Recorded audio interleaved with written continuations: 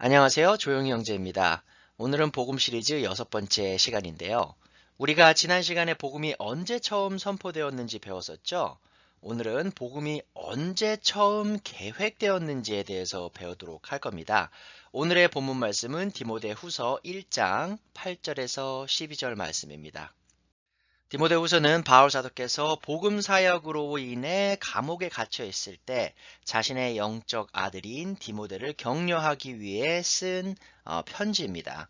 바울 사도께서 디모데에게 말합니다. 그러므로 너는 내가 우리 주를 증언함과 또는 주를 위하여 갇힌 자 된 나를 부끄러워하지 말고, 자, 갇힌 자 되었다. 감옥에 있음을 암시합니다. 오직 하나님의 능력을 따라 복음과 함께 고난을 받으라.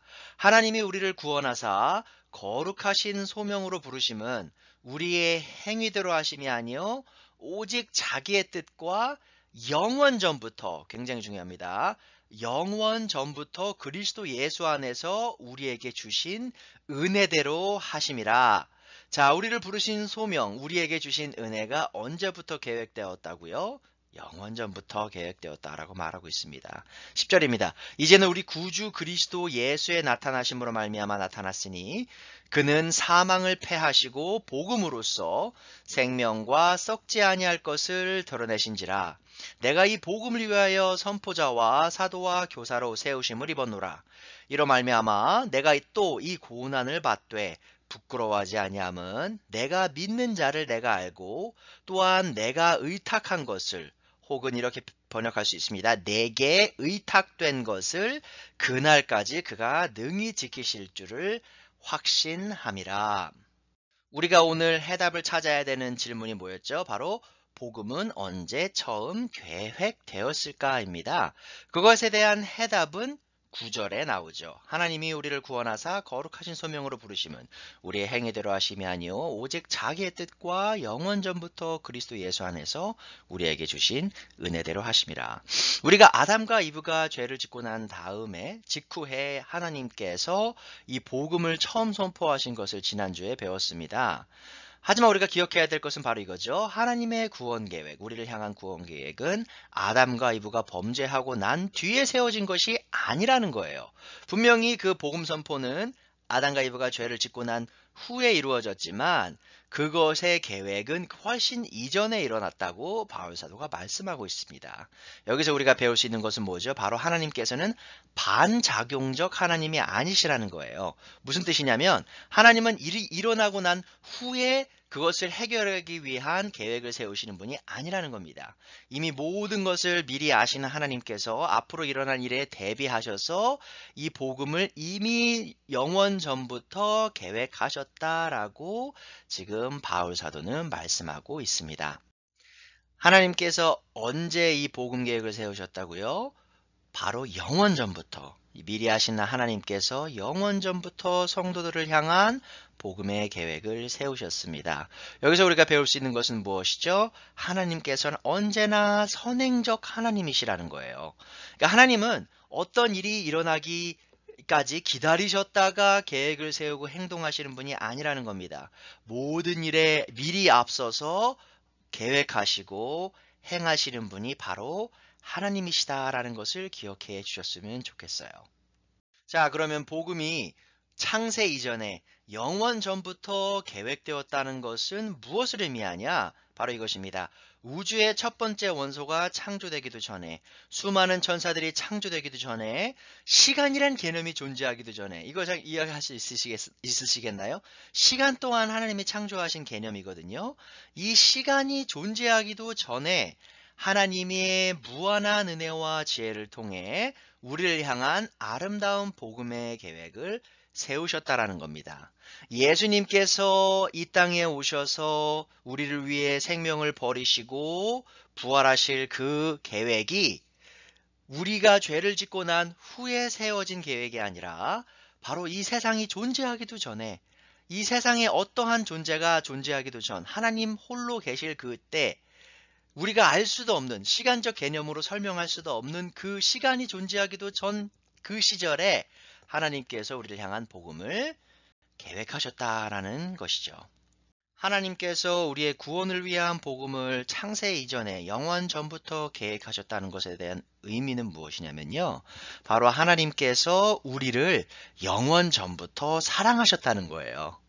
이 복음을 믿을 사람을 미리 아신 하나님께서 이 복음 계획 안에서 우리를 향한 사랑을 창세 이전에 미리 보이셨다는 것이죠. 이 얼마나 엄청난 사랑입니까? 여러분이 존재하기도 전에 여러분을 향한 그 사랑이, 뜨거운 사랑이 이 복음 안에 미리 계획되었다라는 것이에요. 너무나 엄청난 진리죠. 그래서 오늘은 이 엄청난 귀한 이 진리로 인해 우리가 이 복음과 어떤 관계를 맺어야 하는지에 대한 생각을 조금 더 해보도록 하겠습니다. 자, 그래서 우리가 첫 번째로 생각해야 될 것은 이것이죠. 하나님의 창세전에 세우신 복음 계획으로 인해 우리는 오늘 복음 안에서 하나님을 섬겨야 한다는 것입니다. 바울 사도가 말씀하십니다. 8절이죠. 그러므로 너는 내가 우리 주를 증언함과 또는 주를 위하여 갇힌 자 된 나를 부끄러워하지 말고 오직 하나님의 능력을 따라 복음과 함께 고난을 받으라. 11절입니다. 내가 이 복음을 위하여 선포자와 사도와 교사로 세우심으로 입었노라. 12절 이로 말미암아 내가 또 이 고난을 받되 부끄러워하지 아니함은. 여러분은 이 진리에 대해서 어떻게 반응하시겠습니까? 하나님께서 창세전에 나를 위해 복음 계획을 세우셨다. 하나님께서 창세 이전에 나를 향한 그 뜨거운 사랑을 미리 계획하셨다. 이 진리의 말이죠. 제가 볼 때 우리가 첫 번째로 반응할 수 있는 방식은 바로 이것입니다. 우리는 복음을 자랑스럽게 여겨야 된다는 거예요. 바울 사도께서 8절 A 부분에서 이렇게 말하죠.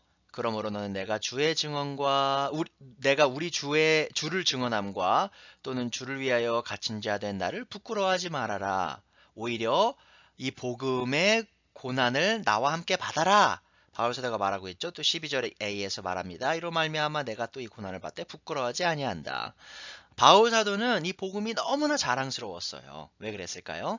바로 창세 이전에 하나님께서 자신을 향한 그 사랑의 증표가 바로 이 복음이었기 때문이거든요. 그래서 우리 또한 우리가 이 복음을 믿는다면 이 복음을 자랑스럽게 여겨야 합니다. 우리가 하나님을 사랑하기 전에 하나님께서 우리를 먼저 사랑하셨음을 기억하세요. 요한복음 3장 16절에 말씀하시죠. 하나님이 세상을 이처럼 사랑하사 독생자를 주셨으니 이는 그를 믿는 자마다 멸망치 않고 영생을 얻게 하려 하심이라. 요한일서 4장 19절에 바울사도가 말합니다. 우리가 사랑함은 그가 먼저 우리를 사랑하셨음이라. 어떤 분들은 하나님께 나올 때 이런 방식으로 나오십니다. 내가 하나님을 정말 사랑해서 하나님을 위해 많은 일들을 행해서 그분이 나를 사랑하게 만들어야지. 그렇게 생각하시는 분들이 있어요. 하지만 요한 사도가 지금 요한일서 4장 19절에 뭐라고 말하죠? 우리가 그분을 사랑하기 이전에 그분이 우리를 먼저 사랑했다라고 말하고 있습니다. 여러분, 우리가 하나님을 사랑할 수 있는 이유는요. 우리가 먼저 그분을 사랑했기 때문이 아니에요. 그분이 우리를 먼저 사랑했기에, 하나님이 우리를 먼저 사랑하셨기에 그제서야 우리가 그분을 사랑할 수 있는 능력이 생긴다는 겁니다. 여러분이 이 진리를 기억하셔야 돼요. 여러분이 태어나기도 전에, 여러분이 첫 번째 죄를 짓기도 그 전에 하나님은 여러분을 사랑하셨습니다. 그 사랑을 자신의 복음 안에서 보이셨다는 것을 기억해 주셨으면 좋겠어요. 하나님께서 영원전에 우리를 향한 복음 계획을 세우셨다. 우리를 향한 그 사랑을 보이셨다라는 것으로 인해 우리는 하나님의 사랑을 영원한 사랑이라고 부를 수 있어요. 예레미야 선지자가 하나님께서 자신을 어떻게 사랑하셨는지를 이렇게 설명합니다. 옛적에 여호와께서 나에게 나타나사 내가 영원한 사랑으로 너를 사랑하기에 인자함으로 너를 이끌었다 하였노라. 자, 뭐라고 말씀하시죠? 하나님께서 내가 너를 영원히 사랑한다. 영원한 사랑으로 사랑한다. 이 말의 의미는 영원 전부터 내가 너를 사랑했고 영원 후까지 너를 사랑하겠다라고 말씀하시는 것이죠. 이 복음을 믿는 자들을 향한 하나님의 사랑은 영원한 사랑입니다. 왜 그렇다고요? 바로 영원 전부터 하나님께서 우리를 향한 사랑을 미리 계획하셨고 또 영원 후까지 우리를 사랑하실 것을 약속하셨기 때문입니다. 그렇다면 여러분, 이 사랑이 어떻게 증명되었나요? 그것은 바로 예수님의 십자가의 죽음으로 증명되었습니다. 예수님께서 십자가에 못 박혀 피를 흘리고 고통스럽게 죽어가신 그 모습이 바로 하나님이 우리를 얼마나 사랑하셨는가, 또 얼마나 영원 전부터 계획하시고 영원 후까지 사랑하실 것인가에 대한 증명이고요. 예수님의 부활이 바로 이 하나님을 향한 사랑을 확증하는 증거입니다. 하나님께서 우리를 이렇게 사랑하셨다라고 말씀하실 때 우리가 할 수 있는 반응은 무엇입니까? 바로 이 복음 안에서 하나님을 섬겨야 하는 거예요. 하나님을 어떻게 섬기죠? 바로 이 복음을 선포함을 통해서 하나님을 섬깁니다. 바울 사도가 8절 후반부에 말합니다. 오직 하나님의 능력에 따라 복음과 함께 고난을 받으라. 11절 내가 이 복음을 위하여 선포자와 사도와 교사로 세우심을 입었노라. 바울 사도가 디모데에게 말합니다. 복음 사역으로 인해 내가 어려움을 겪지만 너 또한 나의 뒤를 따라 계속해서 복음을 선포하여라. 왜냐하면 이 복음이 나를 향한 하나님의 창세 이전부터 보이신 사랑이기 때문에 라고 바울 사도가 말하고 있어요. 이 복음이 부끄럽지 않았습니다. 바울 사도는. 그래서 바울 사도는 복음을 선포할 수밖에 없었죠. 이 복음이 너무나 자랑스러웠기 때문에. 제가 미국에서 이제 운전을 하다가 가끔씩 이제 운전을 하다 미소를 지을 때가 있어요. 언제냐면 이제 범퍼 스티커를 이제 미국 분들도 많이 붙이는데 그 범퍼 스티커 중에 이제 차 뒤에 붙이는 스티커 중에 이런 스티커가 있습니다. The Terrific Kids Bumper Sticker. 그러니까 뭐라고 써있냐면 Terrific Kids. I'm proud of my terrific kids. 이런 식으로 쓰여져 있는데요. terrific이 무슨 뜻이냐면 훌륭하다는 뜻이에요. 그러니까는 이 부모가 운전을 하는 이제 운전자들인데 자신의 자식이 너무 자랑스러운 일을 한 거예요. 그래서 그것에 해당하는 그 범퍼 스티커 상품을 받은 거죠. 그것을 차 뒤에 붙인다는 거예요. 왜 그렇습니까? 내 자식이 너무 자랑스러워요. 근데 이걸 자랑하고 싶거든요. 그런데 단순히 내가 아는 사람들한테만 자랑하는 게 아니라 운전하다가 불특정 다수죠. 알지도 못하는 사람에게도 알리고 싶은 거예요. 내 자식이 얼마나 훌륭한 자식인지. 그리고 또 이제 그런 스티커들도 있습니다. 내 아들이 해병대에 지금 근무 중입니다라는 그런 스티커도 있어요. 왜냐면 미국에서도 이제 한국에서도 마찬가지지만 미국에서도 이제 해병대 하면은 나라를 위해 많은 희생을 치르는 사람들이라는 인식이 있거든요. 그래서 내 자식이 지금 해병대를 섬기고 나라를 해병대를 안에서 섬기고 있다라는 것을 자랑하고 싶은 거예요. 너무나 자랑스러우니까. 자, 그것과 같습니다. 여러분, 우리가 하나님이 창세 이전부터 우리를 사랑하셨다라는 것에 대한 진리가 얼마나 자랑스러운 일이에요. 그럼 우리는 반드시 그 일을 선포할 수밖에 없다라는 거예요. 내가 그것을 선포하지 않으면 그것의 의미는 뭐냐면 내가 이 복음이 자랑스럽지가 않은 거예요. 그러니까 여러분 잘 생각하셔야 됩니다. 내가 영원전부터 나를 향한 하나님의 사랑을 잘 안다. 그럼 당연히 자랑스럽겠죠. 그런 그 자랑스러운 사실을 또한 당연히 선포할 수 있어야 하는 것입니다. 자, 근데 한 걸음 더 나아가죠. 우리가 복음 안에서 하나님을 섬겨야 하는 것 이해할 수 있습니다. 하지만 이 복음 사역을 하다 보면 어려움이 다가온다는 것 또한 기억하실 필요가 있어요. 바울 사도가 말하죠. 나와 함께 고난을 받아라. 내가 12절에 또 말하죠. 이로 말미암아 내가 또 이 고난을 받되 부끄러워하지 아니한다. 이 복음 사역을 하다 보면 고난이 옵니다. 하지만 이 고난 또한 우리가 기쁨으로 받아들일 수 있어야 한다는 것이죠. 제가 이제 미국에 생활하다 보면 또 군인 가족들을 많이 만나게 됩니다. 이 미국에서는 군에서 섬기다 보면 해외 파병을 필수적으로 거쳐야 돼요. 그것이 뭐 독일이 되었든지 한국이 되었든지 미국이 되었든지 좀 안 좋은 상황이면 이제 아프가니스탄이나 이 중동 지역으로 이제 이라크나 가야 하는 상황도 있어 왔는데 제가 저희 교회 안에서도 이제 파병을 그러니까 아버지가 파병을 간 그 가족들을 이제 몇 가정이 있습니다. 그럼 8개월 혹은 길게는 12개월 이렇게 아버지와 떨어지는 그런 시절을 보내야 돼요. 남편과 떨어지는 시절. 그리고 이제 파병되는 사람으로서 내 아내와 자식을 뒤에 남겨놓는 저희 이제 교회 성도님 중에 이제 아이가 3분인 가정, 또 아이가 4분인 가정 2분이 이제 중동 지역으로 파병된 일들이 이제 재작년에 있었습니다. 그 모습을 보면 우리가 참 안타깝죠. 어떻게 그 오랜 기간 동안 서로 만나지 못하고 또 아이가 셋, 넷이에요. 엄마 혼자 일을 하면서 혹은 홈스쿨링을 혼자 하면서 아이들을 어떻게 돌보나 참 안타깝다. 정말 큰 고난이구나 생각을 하죠. 자, 그런데 그 일을 이분들이 왜 감당합니까? 바로 이 나라가 중요하기 때문이에요. 이 나라를 지키는 일, 또 나라의 이 사람 그 권리를 지키는 일이 너무나 중요한 것임을 이분들이 알기 때문에 그런 어려움을 고난을 감수한다는 것입니다. 자, 그럼 우리는 어떻습니까? 그리스도인으로서 우리가 이 복음이 얼마나 소중하고 귀중한 것인지 잘 알고 있죠. 자, 그렇다면 그 복음으로 인해 오는 고난과 어려움 또한 감당할 자세를 취하는 것은 너무나 당연하다는 것이에요. 이 나라가 너무 중요합니다. 하지만 하나님의 나라가 더 중요하죠. 그렇다면 우리는 이 복음으로 인해 오는 고난과 어려움을 기쁨으로 받아들일 자세 또한 취할 필요가 있다는 것이죠. 저도 한국에서 해병대에서 저희 나라를 섬겼습니다. 자, 제가 그때 섬길 때 마음이 어땠냐면요. 아, 나는 이 나라를 위해 죽을 수 있어. 그런 마음으로 섬겼어요. 자, 제가 지금 하나님의 군사죠? 지금 동일한 마음이 필요합니다. 그래요. 내가 나라를 위해 죽고자 하는 마음이 있었던 것처럼 나는 하나님의 나라를 위해, 하나님의 복음을 위해 죽기까지 그 준비를 하겠습니다. 그 마음 자세가 필요한 것이죠. 그것이 바로 바울 사도의 모습이었고 또한 그 자세를 바울 사도가 디모데와 우리에게 요구하고 있습니다. 하나님께서 창세전에 세우신 복음 계획, 이 계획으로 인해 우리가 두 번째로 생각해야 될 부분은 바로 이것입니다. 바로 우리의 믿음과 소망이 이 복음으로 인해 끝없이 자라나야 한다는 것이에요. 12절에 바울 사도가 말합니다. 이로 말미암아 내가 또 이 고난을 받되 부끄러워하지 아니함은 내가 믿는 자를 내가 알고 또한 내가 의탁한 것을 그날까지 그가 능히 지키실 줄을 확신함이라. 우리가 이 12절을 통해서 알 수 있는 진리는 바로 이것입니다.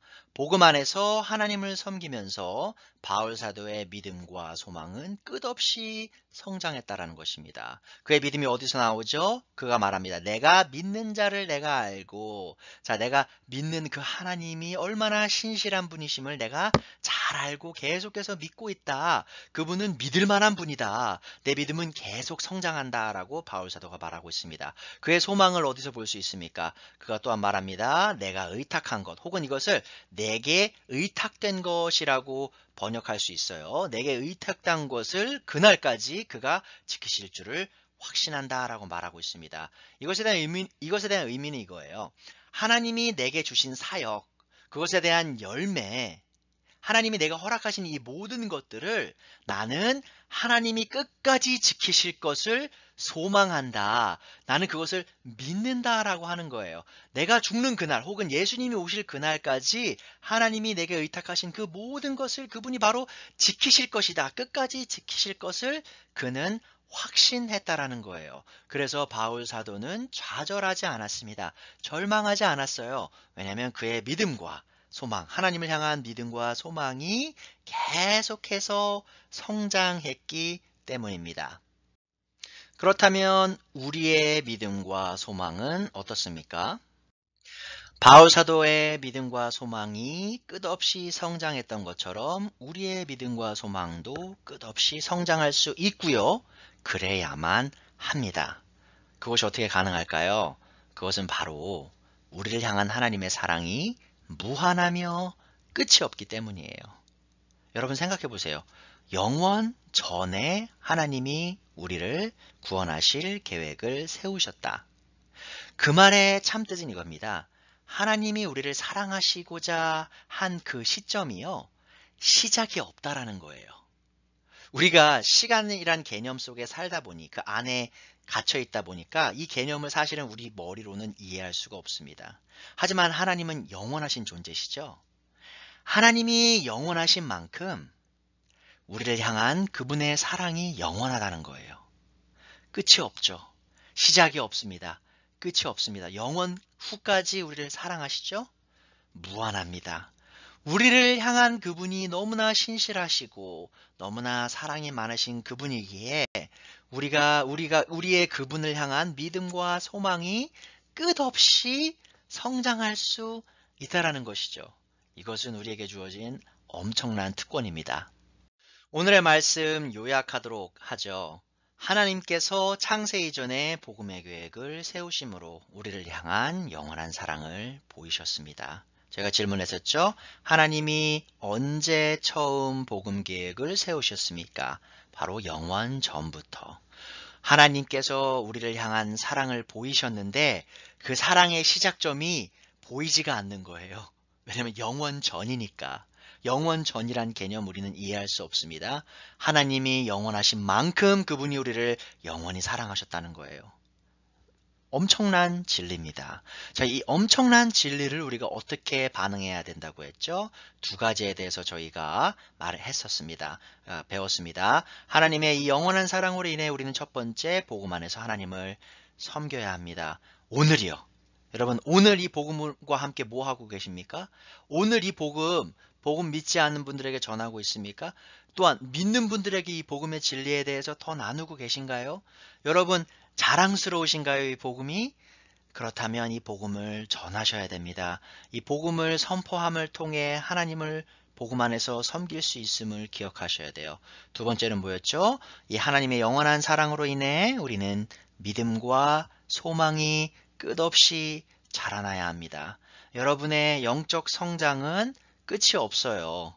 왜 그런지 아시나요? 바로 하나님께서 우리를 사랑하심이 끝이 없기 때문입니다. 우리를 향한 하나님의 사랑을 공부하면 할수록, 묵상하면 할수록 우리 그분을 향한, 하나님을 향한 믿음과 소망은 끝없이 자라날 수 있다라는 겁니다. 그리고 또한 우리가 믿음과 소망이 자라나면 자라날수록 우리가 이 고난, 복음으로 인해 오는 고난 또한 기쁨으로 받아들일 수 있도록 성장할 수 있겠죠. 여러분은 창세전부터 계획된 이 하나님의 사랑의 계획을 믿고 계십니까?